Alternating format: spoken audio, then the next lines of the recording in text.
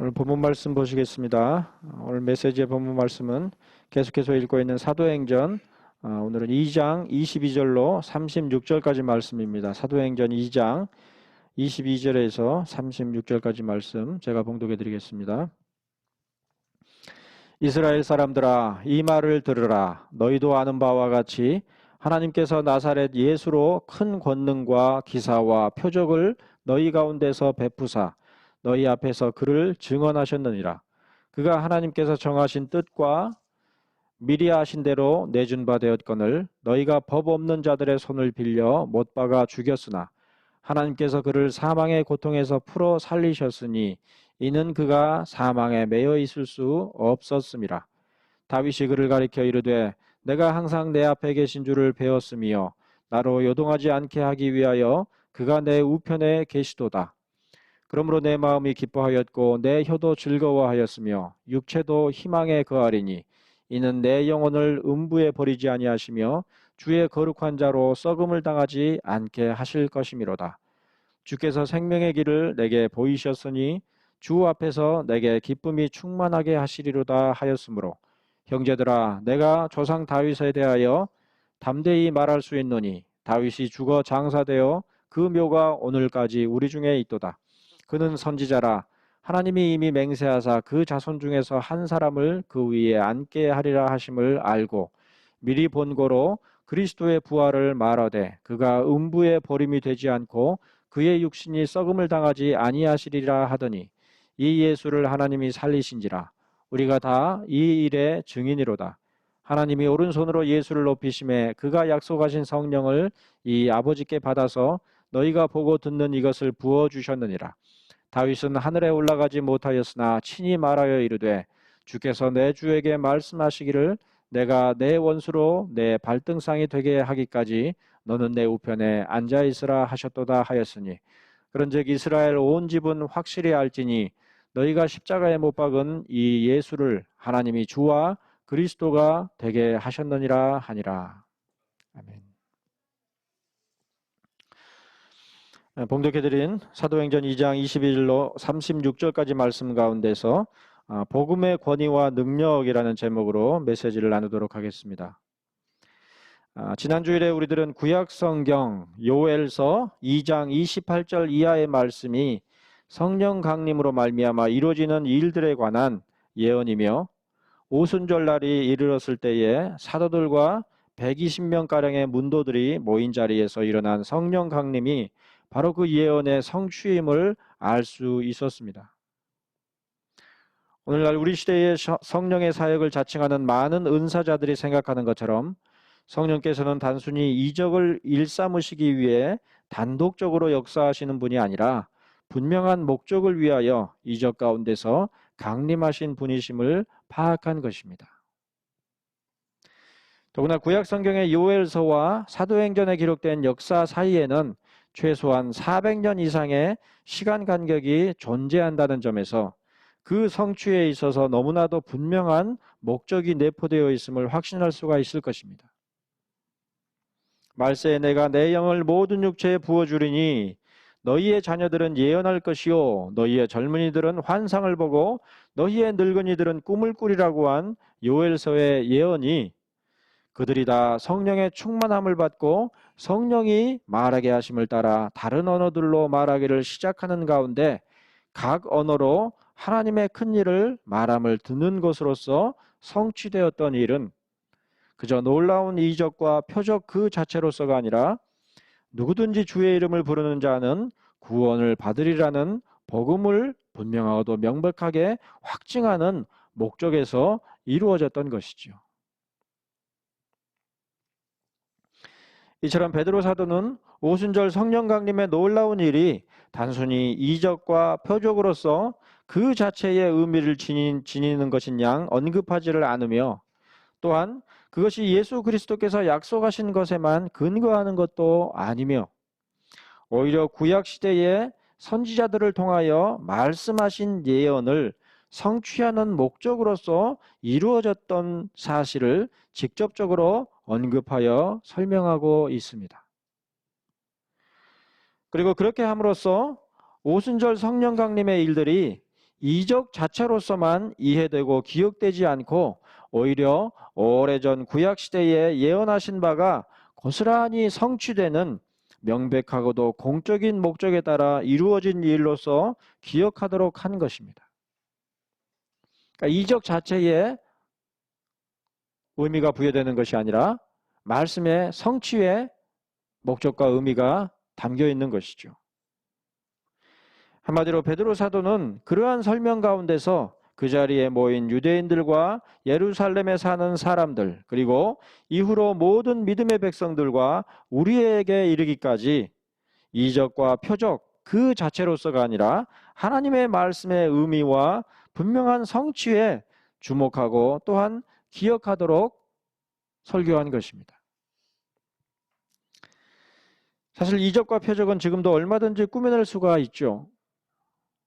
귀신을 쫓아내고 병을 고치며 심지어 급하고 강한 바람 같은 소리나 불의 혀처럼 갈라지는 것들, 그리고 천하각국의 말을 하는 것 등은 어떻게든 가짜로 꾸며내고 만들어낼 수가 있는 것입니다. 이단이나 사이비 집단 가운데서 그런 일들이 얼마든지 횡행하는 것을 지금도 볼 수가 있죠. 그러나 그 모든 이적과 표적들이 하나님의 예언하신 말씀들을 고스란히 성취함이라는 사실을 깨닫고 이를 정확하게 가르치며 선포하는 일은 결코 거짓으로 꾸며낼 수가 없는 것입니다. 정확하게 깨닫지 않으면 설명할 수가 없는 것이죠. 왜냐하면 그런 깨달음과 가르침에 대하여 사람들은 거의 항상 관심조차 두지 않기 때문입니다.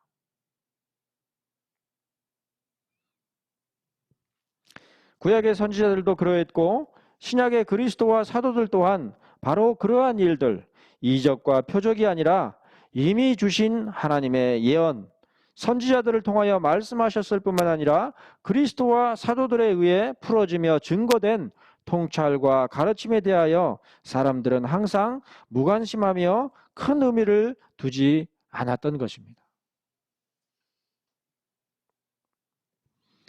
그러므로 오늘날에도 사람들은 이적과 표적을 구할 뿐 하나님의 말씀으로서의 성경이 가르치며 교훈하는 바에 관해서는 여전히 마음을 두지 않는 것입니다. 사실 하나님께서 작정하신 모든 일들의 성취는 대부분이 우리 인간들의 기대와 바람과는 다른 것이기에 별다른 관심을 모으지 않는 가운데 이루어진 경우가 대부분입니다.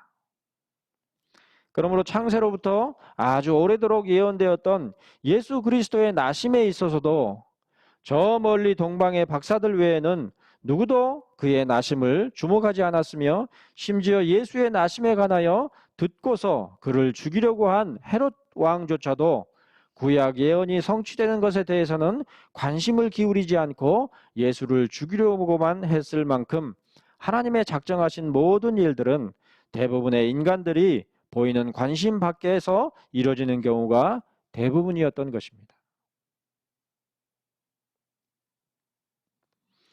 마찬가지로 오늘 메시지의 본문인 사도행전 2장 22절에서 사도 베드로는 대부분의 이스라엘 사람들이 알지 못하며 관심조차 기울이지 않았던 예수 그리스도의 죽으심 가운데서 성취된 일이 무엇인지에 관하여 이스라엘 사람들아 이 말을 들으라. 너희도 아는 바와 같이 하나님께서 나사렛 예수로 큰 권능과 기사와 표적을 너희 가운데서 베푸사 너희 앞에서 그를 증언하셨느니라고 했는데 그 말인즉 예수께서 공생의 기간 동안에 행하신 큰 권능과 기사와 표적을 보았으며 또한 이를 행하신 예수에 관하여 알고 있으면서도 정작 그가 그리스도이시며 아울러 그리스도로서의 사역을 감당하신 것에 대하여는 관심을 기울이지도 않았으며 제대로 알지도 못했음을 시사하는 것입니다. 그들이 바라던 그리스도가 아니었기 때문이죠. 그들의 눈앞에서 예수는 종교적 리더십에 있어서 실패한 한낱 연약한 청년의 모습이었을 뿐이므로 그가 행하신 그리고 이루신 일들이 과연 어떤 것인지에 대해서는 전혀 깨닫지를 못했던 것입니다. 기대가 달랐던 것이죠. 인간은 항상 무언가를 강하게 지향하려는 성질을 지니고 있었으니 예컨대 인류의 첫 조상들이 동산에 있던 각종 나무들 가운데서 유독 선악을 알게 하는 나무에 주목하였을 때에 그 나무는 먹음직도 하고 보암직도 하고 지혜롭게 할 만큼 탐스럽기도 한 나무로만 보였던 것입니다. 그러므로 그러한 나무의 외양을 주목하며 지향하였을 때에 첫 조상들은 동산 각종 나무의 열매는 내가 임의로 먹되 선악을 알게 하는 나무의 열매는 먹지 말라. 내가 먹는 날에는 반드시 죽으리라고 하신 창조주 하나님의 말씀에 주목하지 못하고야 말았던 것이죠. 현혹된 것입니다. 스스로의 탐욕에.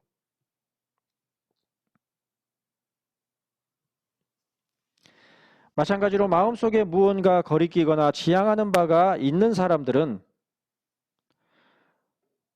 그 어떤 외부적인 현상들도 객관적으로 파악할 수가 없으며 심지어 예배당에서 동일한 메시지를 듣는 가운데서도 어떤 사람은 믿음으로 듣고 아멘으로 동의하는가 하면 또 어떤 사람은 의문을 달거나 전혀 동의하지 않는 일들이 얼마든지 일어날 수가 있는 것입니다. 마치 누가복음 15장 11절로 32절에 기록한 바 잃었던 아들을 되찾은 아버지의 비유에서 아버지의 그 사랑과 동생의 생안을 보지 못하고서 내가 여러 해 아버지를 섬겨 명을 어김이 없거늘 내게는 염소 새끼라도 주어 나와 내 벗으로 즐기게 하신 일이 없더니 아버지의 살림을 창녀들과 함께 삼켜버린 이 아들이 돌아오매 이를 위하여 살찐 송아지를 잡으셨나이다 라고 분노하며 원망한 맏아들과 같이 우리들은 무언가 한 가지 감정이나 생각을 지향하여 주목하면 그 외에 다른 것들은 눈에 들어오지 않는 오류에 사로잡히기가 쉬운 특성을 지닌 자들인 것입니다. 그 감정에 급속하게 빠져들어서 다른 어떤 것도 보이지 않게 되죠. 그런즉 몸뚱이가 예배 자리로 나와 앉아 있다고 하더라도 그 마음은 전혀 엉뚱한 잡념이나 집착에 사로잡히는 그런 일들이 얼마든지 일어날 수가 있는 것입니다. 바로 이 같은 지향성과 그 오류로서 이스라엘 사람들은 하나님께서 나사렛 예수로 큰 권능과 기사와 표적을 베푸사 그를 증언하셨음에도 불구하고 그 증언하는 바를 깨달으며 듣지를 못했음을 베드로 사도는 오늘 메시지의 본문에서 떠올리도록 하고 있습니다. 그러면서 이르기를 그가 하나님께서 정하신 뜻과 미리 아신 대로 내준 바 되었거늘 너희가 법 없는 자들의 손을 빌어 못 박아 죽였다. 이렇게 말합니다. 그때 곧 예수께서 십자가에 달리실 때에 이스라엘 사람들은 그들을 정치적으로 이끌 자질이라고는 보여주지 않는 연약함만 보았을 것입니다. 기대하는 모습은 보여주지 않고 늘 엉뚱한 소리만 하는 것처럼 그렇게 보였겠죠. 그러므로 그때 그들은 하나님께서 나사렛 예수로 큰 권능과 기사와 표적을 베푸사 그를 증언하셨음을 완전히 간과해버리고 말았습니다. 그동안에 그리스도께서 보이신 표적들에 대해서도 깜깜이 망각하게 된 것이죠. 그들을 정치적으로 이끌어서 로마 제국의 압제로부터 탈출하게 할 역량을 보여주지 않는 메시아는 이제 얼마든지 정치적으로 모의하여 죽여버리고 말 반동분자에 지나지 않은 것으로 보였던 것이죠. 구약 율법에 의하면 그러한 자들은 어떻게 해야 됩니까? 모살자는 반드시 죽이라고 돼 있죠. 그런 일들을 획책한 것입니다. 이처럼 우리 인간이 지닌 지향성 혹은 편향성은 우리 스스로 진실을 볼 수 없도록 하는 가장 결정적인 요인이 되곤 하는 것을 빈번히 찾아볼 수가 있습니다. 뭔가 꽂히면 다른 어떤 것도 보지 못하게 되죠. 마치 어린 자녀를 유괴당한 어느 평범한 어머니의 가슴 저린 사연을 듣고서 반드시 유괴범을 잡고야 말리라고 선포하던 한국의 한 군부 독재자가 또한 자신의 집권을 위하여 한 지방 도시를 완전히 포위하고 시민들을 폭도로 몰아 학살을 자행할 수 있었던 그러한 양면성이 바로 한 가지의 목적과 감정에 극도로 집중하는 가운데서 가능했었던 것처럼 말입니다. 학살자이면서도 유괴범을 어떻게 해선 잡아내겠다. 그렇게 결행한 의지를 보여주는 정의로운 모습을 보여주는 것이죠. 사람은 한없이 선하지만도 않으며 또한 한없이 악하지만도 않은 것 같지만 그러나 한 가지의 감정이나 목적에 지향되었을 때에는 사탄보다도 더 사악한 모습을 얼마든지 보일 수 있는 부조리와 오르투성이인 존재가 바로 사람이죠.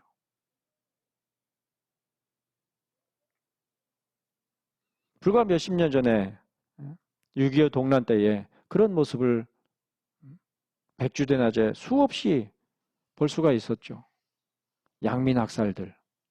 오늘날 우리 사고에서는 이해되지 않는 그러한 일들이 반공이라는 그러한 기치 아래서 얼마든지 자양되었고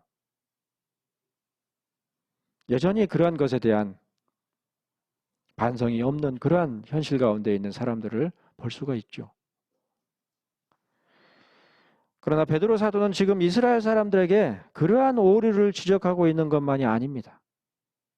오히려 베드로는 예수 그리스도를 증언하는 사도로서 하나님께서 그를 사망의 고통에서 풀어 살리셨음을 말하고자 그 일을 다시 기억하도록 한 것이니 이는 그가 사망에 매여 있을 수 없었음이라고 하여 예수께서 그리스도이심을 다시 상기시키고 있습니다. 그리스도 외에 누가 부활하실 수 있겠습니까? 지금 우리들조차도 잠시 우리들 자신의 오류와 연약성에 주목하는 데에 창념할 뻔했지만 베드로 사도가 말한 바 오히려 그 모든 일들이 하나님께서 정하신 뜻과 미리 아신 대로 이루어진 일임에 다시 주목해 볼 때에 예수께서는 결코 사망에 매여 있을 수 없으신 메시아 곧 그리스도이심을 다시 한번 상기할 수가 있는 것이죠. 더구나 그러한 반전, 이스라엘 사람들이 법 없는 자들의 손을 빌려 율법을 모르는 자들의 손을 빌려 못 박아 죽인 예수를 하나님께서 사망의 고통에서 풀어 살리신 하나님의 크고 놀라운 일들은 결코 우발적으로 발생한 것이 아니었습니다. 어찌어찌 하다 보니 그러한 일이 발생했던 것이 아니란 말이에요.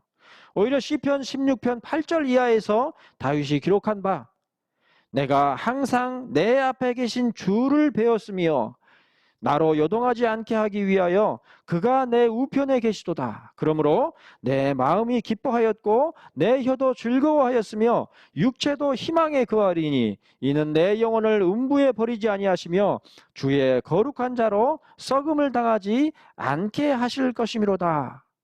주께서 생명의 길을 내게 보이셨으니 주 앞에서 내게 기쁨이 충만하게 하시리로다라고 한 말씀을 따라 오래전 다윗의 때부터 예비한 바를 따라 이루어진 일들인 것입니다.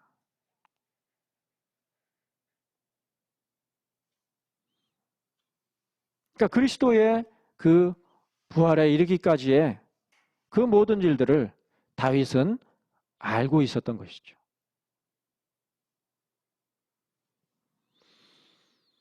너무나 빠른 것도 바라보지 못하며 또 너무 느린 것도 바라보아 분별하지 못하는 인간의 무능한 안목 가운데서도 하루가 천년 같고 천년이 하루와 같으신 하나님께서는 예수를 법 없는 자들의 손을 빌려 못 박아 죽인 이스라엘 사람들의 편향된 그 악함을 사용하셔서 오히려 하나님께서 정하신 뜻과 미리 하신 대로 내준 바 되도록 하신 것이니 바로 이러한 것이 하나님의 큰 일의 실상인 것입니다. 놀라운 일들이죠. 베드로 사도의 이러한 선포와 가르침이 있기 전까지 이스라엘 사람들에게 예수는 잠깐 동안 그의 팬덤들을 모으고 지지를 얻었으나 요한복음 11장 48절에서 대제사장들과 바리새인들이 말한 바 만일 그를 이대로 두면 모든 사람이 그를 믿을 것이요 그리고 로마인들이 와서 우리 땅과 민족을 빼앗아 가리라는 우려 가운데서 이내 죽임을 당한 인물에 지나지 않았습니다. 대제사장 가야바가 말한 바 한 사람이 백성을 위하여 죽어서 온 민족이 망하지 않게 되는 것이 너희에게 유익한 줄을 생각하지 아니하는도다라는 말은 바로 그러한 그들의 생각과 판단을 고스란히 드러내고 있는 것이죠. 예수란 자가 사람들의 이목을 집중해서 그것으로 말미암아 로마 사람들의 이목을 끌게 되고 그래서 우리 민족이 핍박을 받는 것보다 그 청년, 예수라는 청년 한 사람을 죽이면 그만 아니냐. 그렇게 생각한 거죠. 하지만 이제 베드로 사도의 선포와 가르침으로 말미암아 대제사장과 가야바의 그 말이 결코 그 스스로의 생각과 판단으로 함이 아니요 예수께서 그 민족을 위하시고 또 그 민족만 위할 뿐 아니라 흩어진 하나님의 자녀를 모아 하나가 되게 하기 위하여 죽으실 것을 미리 말한 것이었음이 입증되었으니 오늘 본문 36절에 기록한 바 그런즉 이스라엘 온 집은 확실히 알지니 너희가 십자가에 못 박은 이 예수를 하나님이 주와 그리스도가 되게 하셨음에 분명한 것입니다. 그들은 모의하여 예수를 죽였지만 모살하였지만 하나님께서는 그들의 그 사리를 사용하셔서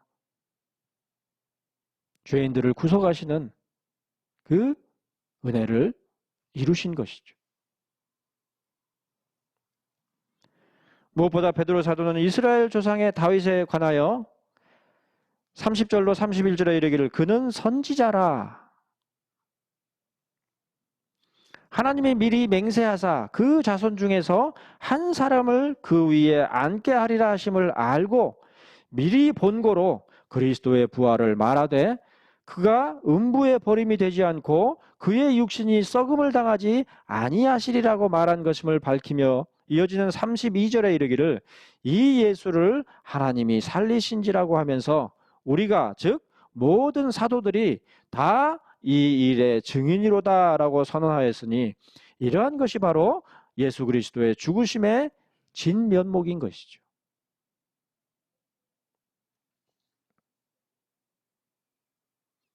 유대인들에게 이러한 진면목을 베드로 사도가 설교를 통해서 가르쳐주고 있는 것입니다. 너희들은 정치적 목적을 위하여서 기득권을 위하여서 예수를 잡아 죽였지만 그러나 그 모든 것이 이미 너희의 조상 다윗이 바라본 바대로 이루어지는 일들이었다. 이렇게 가르쳐주고 있는 것이죠. 베드로는 사도로서 또한 다윗의 시인 시편 110편 1절에 기록한 바 주께서 내 주에게 말씀하시기를 내가 내 원수로 내 발등상이 되게 하기까지 너는 내 우편에 앉아 있으라 하셨음을 인용하여 이스라엘 사람들이 십자가에 못 박은 예수가 바로 그리스도이심을 명백하게 밝히며 선포했으니 다윗이야말로 히브리서 11장 13절에서 말하는 바 그리스도를 멀리서 보고 환영하였던 자였음에 분명한 것입니다. 다윗이 멀리서도 명백하게 바라보며 환영한 그리스도에 대한 믿음이야말로 예수께서야말로 음부의 버림이 되지 않고 그의 육신이 썩음을 당하지 아니하시는 분이심을 깨달을 수 있도록 하는 유일한 근거인 것이죠. 안타깝게도 오늘날 우리 시대의 기독교 가운데서 이러한 믿음, 다윗이 멀리서 바라보았으며 베드로 사도가 또한 증거한 예수 그리스도의 죽으심과 부활의 신앙은 많은 이들의 주목을 받는 관심사항이 아닙니다. 오히려 이러한 진리에 주목하도록 하기 위하여 사용된 성령의 이적과 표적에는 온갖 관심과 집착을 보여도 옛적의 왕이면서도 선지자로서 예언했던 다윗과 그 예언이 마침내 성취되었음을 밝히 드러내어 선포한 사도 베드로가 전하는 바 성경의 진리가 하나님의 영원하신 계획에 따른 것임에 대해서는 굳이 알려고조차 않는 것이 엄연한 현실인 것입니다. 직관적으로 느껴지고 경험하는 그런 것들을 추구하지 깊게 말씀을 상고하고 연구하는 가운데서 깨달을 수 있는 그러한 통찰에 대해서는 관심을 갖지 않죠. 생각하기를 꺼려한단 말이에요. 느끼고 직관하면 되는 것이지 뭐 이렇게 복잡하게 생각하느냐. 그런 시대죠. 그러나 이러한 성경의 진리, 예수께서 십자가에 달려 죽으신 것이 결코 이스라엘 사람들의 정치적인 계산과 판단에 따른 우발적인 결과였던 것이 아니라 다윗이 예언한 바 하나님의 영원하신 뜻과 계획에 따라 정해진 것이라는 사실에 대한 믿음과 확신이 없이는 결코 부활에 대한 믿음과 소망도 지닐 수가 없는 것입니다. 베드로 사도가 이 땅 가운데 있었을 때에도 그러한 믿음이 없이는 그리스도의 부활에 대해서 확신할 수가 없었던 것이죠.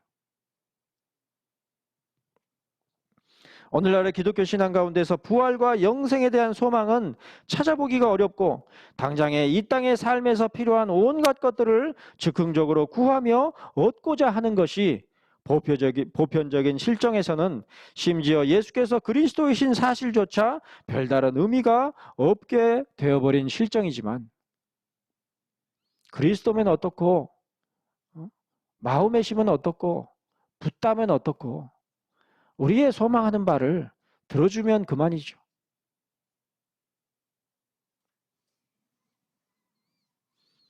다윗이 멀리서 바라보며 환영하였던 그러한 예언의 조망이 없는 가운데서는 결코 예수께서 퀴리오스, 곧 주님이시라는 사실조차 깨달을 수가 없는 것입니다.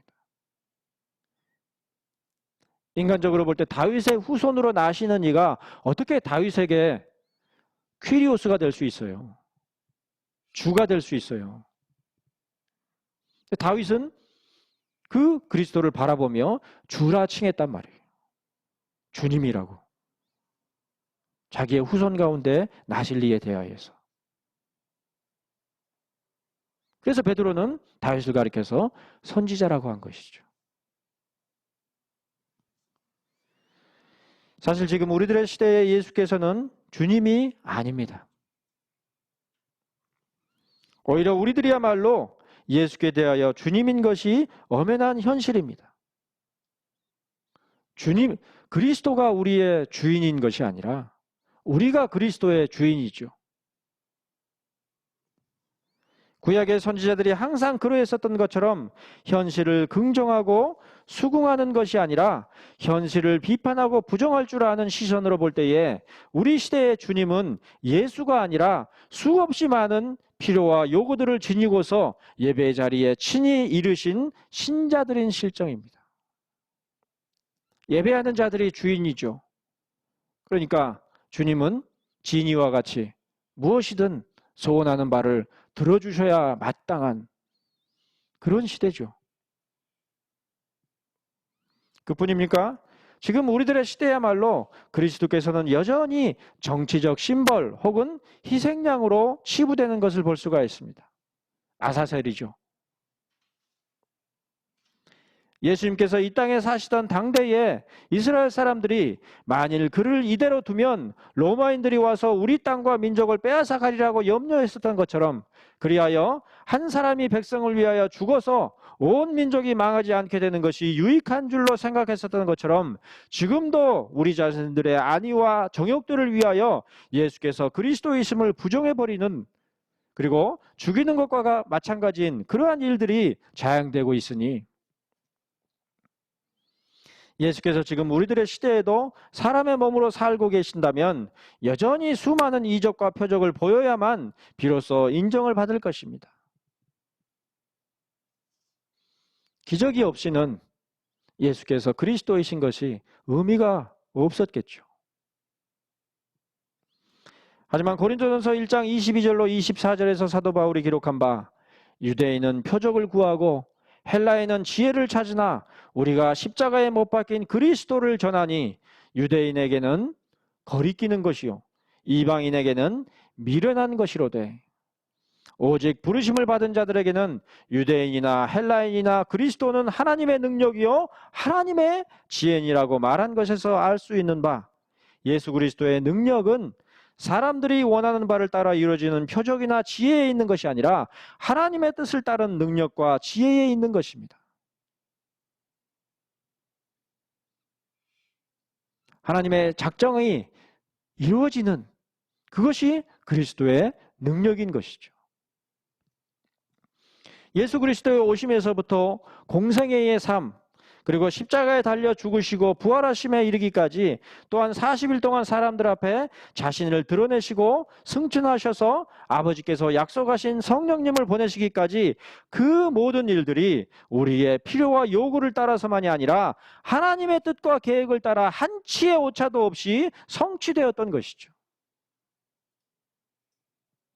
오히려 그 당시에 대부분의 사람들은 그러한 것들을 요구하지도 않았고 바라지도 않았죠.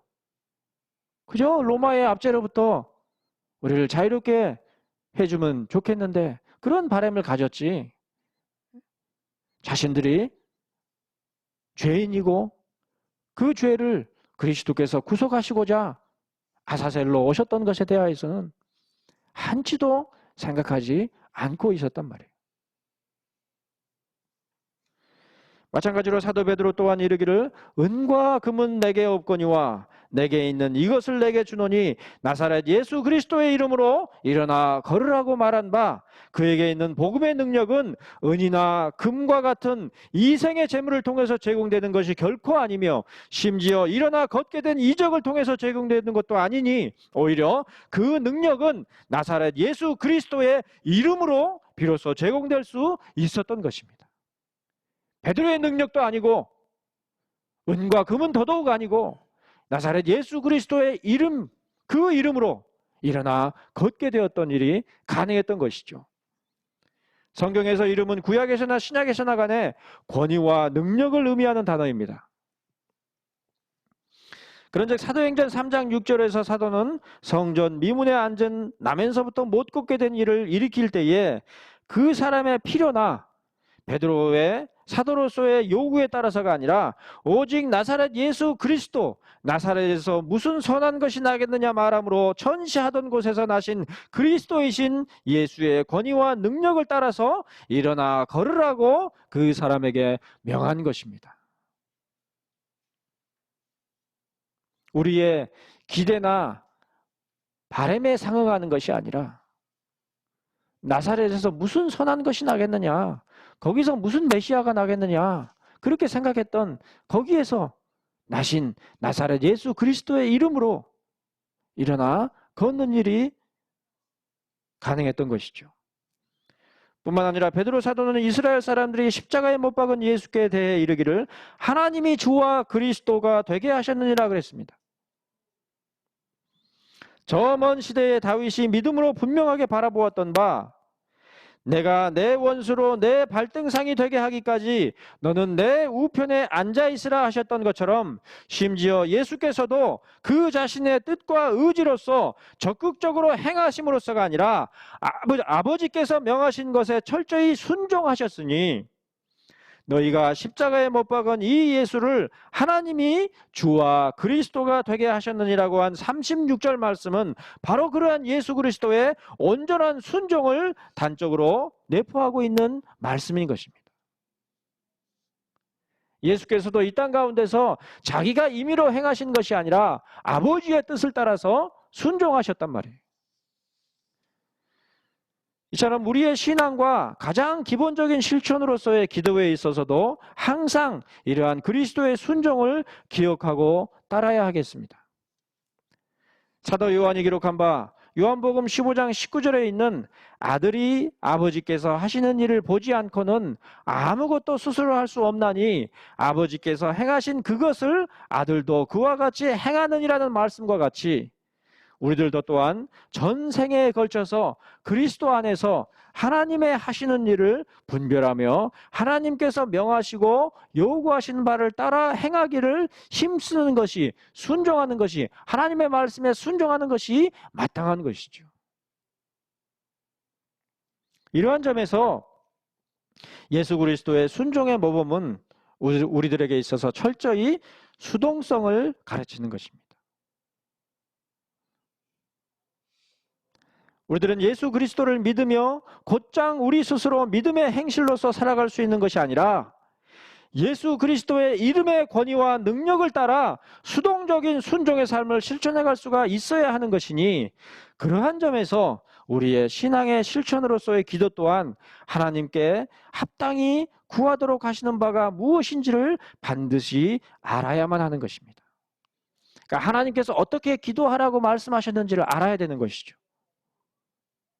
바로 그러한 수동적인 순종 가운데서 우리들은 비로소 이스라엘 사람들이 십자가에 못 박은 나사렛 사람 예수가 바로 그리스도이신 것과 하나님의 뜻과 계획에 순종함에 있어서는 우리들도 사도행전 3장 1절 이하의 말씀에 등장하는 나면서부터 못 걷게 된 어떤 사람과 전혀 다르지 않은 전적인 무능력 가운데 처해 있음을 깨달아서 그리스도의 복음과 그로 말미암은 율법의 의가 우리에게 적용되는 은혜, 하지만 그럼에도 불구하고 우리들 스스로가 능동적으로 선을 행하거나 은혜를 받기 위하여 예비할 수 있는 것이 아니라 더욱더 하나님의 전적인 은혜로만 살아가는 존재임을 깨닫는 능동적인 순종에 이르기까지 동참할 수가 있는 것이죠.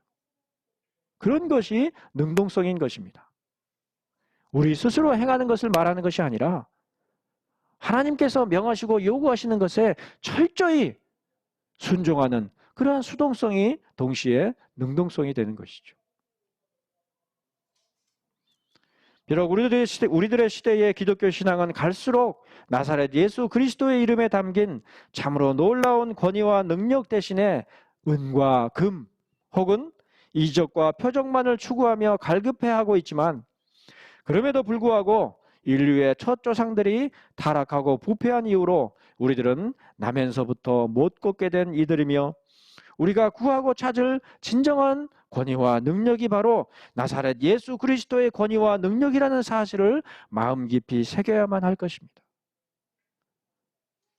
그리스도를 믿기 시작할 때 그때만 그리스도의 이름이 필요한 것이 아니라 하늘에 이르기까지 오직 우리에게 필요한 것은 그리스도의 권위와 능력 외에, 그 이름 외에 다른 것이 없는 것이죠.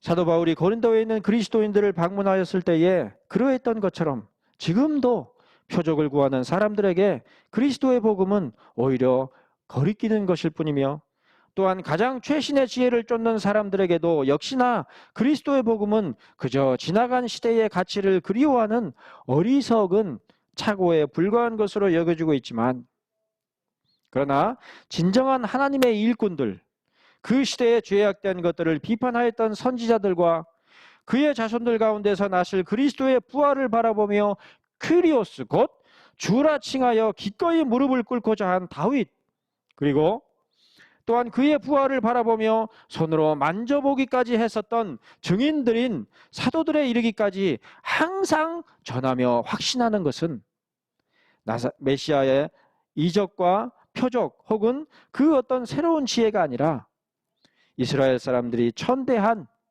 나사렛 예수 그리스도의 이름이었음을 믿으며 확신하여 바로 그러한 예수 그리스도를 따라 하나님께서 말씀으로 명하신 바 그 뜻에 순종하기를 힘쓰며 거룩하게 되는 참된 믿음의 백성들과 그리스도의 교회들이 되기를 하나님께서 친히 주와 그리스도가 되게 하신 예수 그리스도의 권위와 능력으로 선포하며 권하는 바입니다.